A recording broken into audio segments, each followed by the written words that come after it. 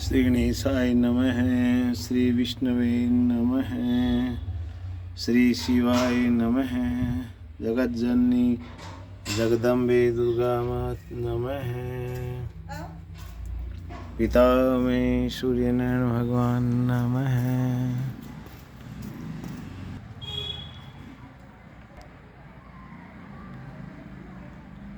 सूर्यादि नवग्रहेभ्यो नमः। पंडित विमल कुमार शर्मा के चैनल में आप सभी का स्वागत है। आप सभी को मेरा सादर प्रणाम, हृदय से नमन। आज के हमारे इस वीडियो में सनातन धर्म में जो प्रमुख पंचदेवों की पूजा का विधान बताया गया है, उस पंचदेवों की पूजा में आप सबसे पहले प्रातःकालीन ब्रह्म मुहूर्त में हमें ऋषियों ने निर्देशित किया है कि ब्रह्म मुहूर्त सर्वश्रेष्ठ मुहूर्त है।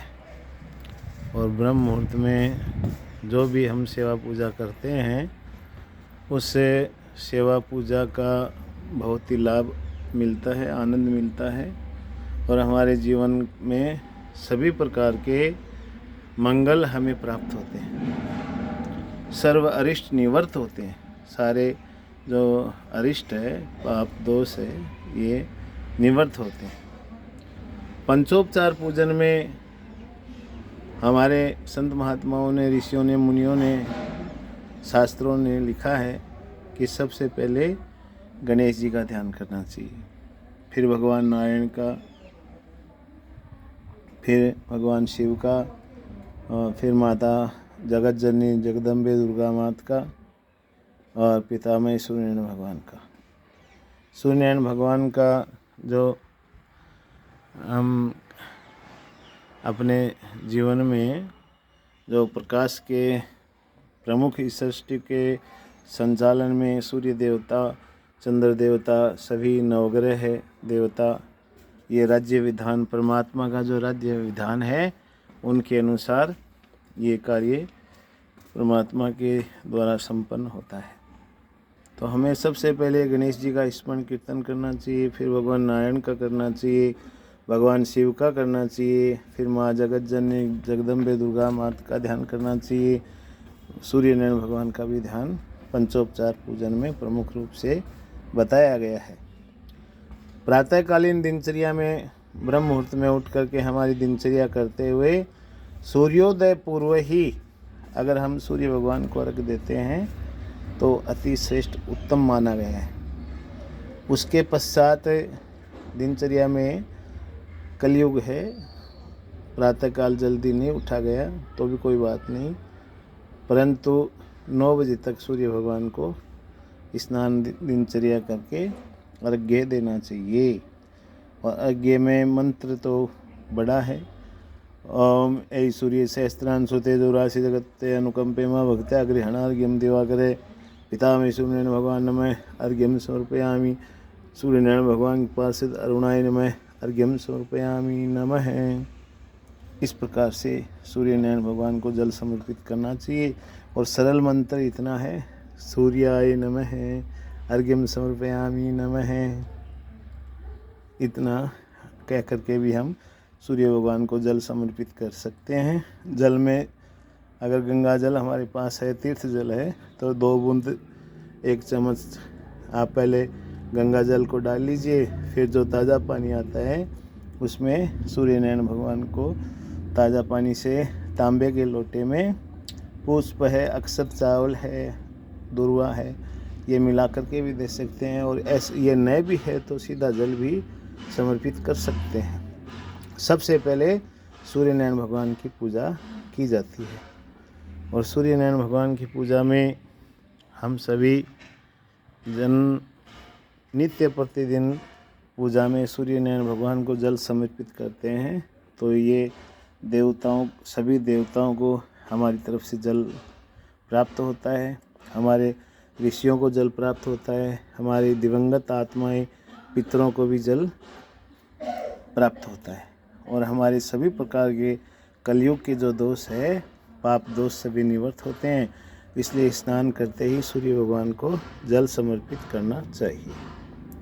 इसके पश्चात पूजन में जो पंचोपचार पूजन हमें ऋषियों ने बताया है, उसमें श्री गणेश जी का मतलब स्तवन पूजन कर लो या उनका एक नाम ले लो, श्री गणेशाय नमः। भगवान नारायण का भी एक नाम ले लो, ओम नमो नारायणाय। भगवान शिव का भी एक नाम ले लो, ओम नमः शिवाय, नमः शिवाय, शिव शिव। कुछ भी आप जो सरल मंत्र से बोल सकते हो वो बोल सकते हैं। और फिर माता भगवती जगत जननी जगदम्बा दुर्गा माता का स्तुति स्तवन कुछ भी नहीं तो इतना भी बोल सकते हो, ओम दुर्गाय नमः है, जय माता दी भी बोल सकते हो, तो भी पूजन मान लिया जाता है। और उसके बाद में सूर्य नारायण भगवान का भी इस नाम लेने करके जो आपने अर्घ दिया था पहले, उनको भी प्रणाम फिर से कर लेना चाहिए। सूर्याय नमः, सूर्यादि नवग्रहेभ्यो नमः है। इतना भी हम 1-2 मिनट में कर लेते हैं तो इस कलयुग का बहुत ही हमें आनंद प्राप्त होता है। कलयुग के सारे दोष मिटते हैं। और कल आपको बताया था प्रातः स्मरणीय श्लोक अगर उच्चारण कर लेते हैं तो बहुत ही श्रेष्ठ माना गया है। प्रातः काल श्लोक स्मरण में इतना तो ज़रूर याद करना चाहिए कि ये जो 5 नाम है वाराणसीनाथ जी का है। वाराणसीनाथ जी नमः, वाराणसी धाम नमः, वाराणसी धाम स्थित सर्वेभ्यो देवेभ्यो नमः, वाराणसी धाम स्थित सर्वसंत महात्मा ऋषिभ्यो नमः। और मंत्र का उच्चारण कर लिया जाए, वाराणस्याम भैरव देव संसार भयनाशन अनेक जन्म कृतम पापम स्मरेन विनश्यति। इस प्रकार से आप वहाँ का ध्यान स्मरण कर सकते हैं। वाराणस्याम पूर्वे भागे व्यासो नारायण स्वयं तस्य स्मरण मात्रेण अज्ञानी ज्ञानवान भवेत्। वाराणस्याम पश्चिमे भागे भीमचंडी महासती तस्या स्मरण मात्रेण सर्वदा विजयी भवेत्। वाराणस्याम उत्तरे भागे सुमंतूर्नाम वै द्विजय तस्य स्मरण मात्रेण निर्धनो धनवान भवेत्। वाराणस्याम दक्षिणे भागे कुकुटो नाम ब्राह्मण है तस्य स्मरण मात्रेण दुःस्वप्न सुस्वप्नो भवेत्। हरम हरिम हरिश्चंद्रम हनुमंतम हलायुधम पंचकम वे स्मरण नित्यम घोर संकटनाशनम राम लक्ष्मणो सीता च सुग्रीवो हनुमान कपि पंचेतानि स्मृतो नित्यम महाबाधा प्रमुच्यते। इस प्रकार से प्रातः काल स्मरण थोड़ा भगवान का स्तवन पूजन कीर्तन हो जाए तो हमारे जीवन में अनेकों आनंद मिलते हैं, अनेकों लाभ होते हैं। और इस समय जो विचारधारा लोगों की जो बन रही है उन दोषों से भी हमें मुक्ति प्राप्त होती है। और सारे जितने भी कलयुग के दोष है उन सब दोषों से निवृत्ति होती है। भगवान में हमारा ध्यान बनता है, रति होती है और सारे इस संसार के सारे धर्म अर्थ काम मोक्ष फल या जो पुरुषार्थ चतुष्टय कहे गए हैं वो सब की प्राप्ति करते हुए हमारा दिन समय अच्छा व्यतीत होता है। परिवार में सुख शांति मिलती है, आनंद बनता है और हमारे सारे जितने भी हमारे कामना है वो सब पूर्ण होती है। भगवान नारायण के कीर्तन को, शिव के कीर्तन को आप सभी के जो कीर्तन है वो दिन में आप जब भी समय मिले करते रहें।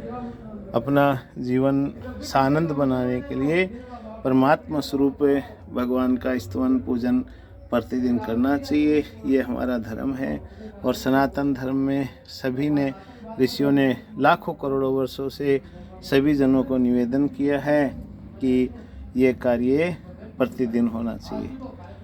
आप सभी को प्रणाम करते हुए मैं आज का ये जो पंचोपचार पूजन आपको बताया है इसको आप सूक्ष्म रूप से प्रतिदिन कीजिए, फिर आप आनंद ग्रहण कीजिए। आपको नमन प्रणाम।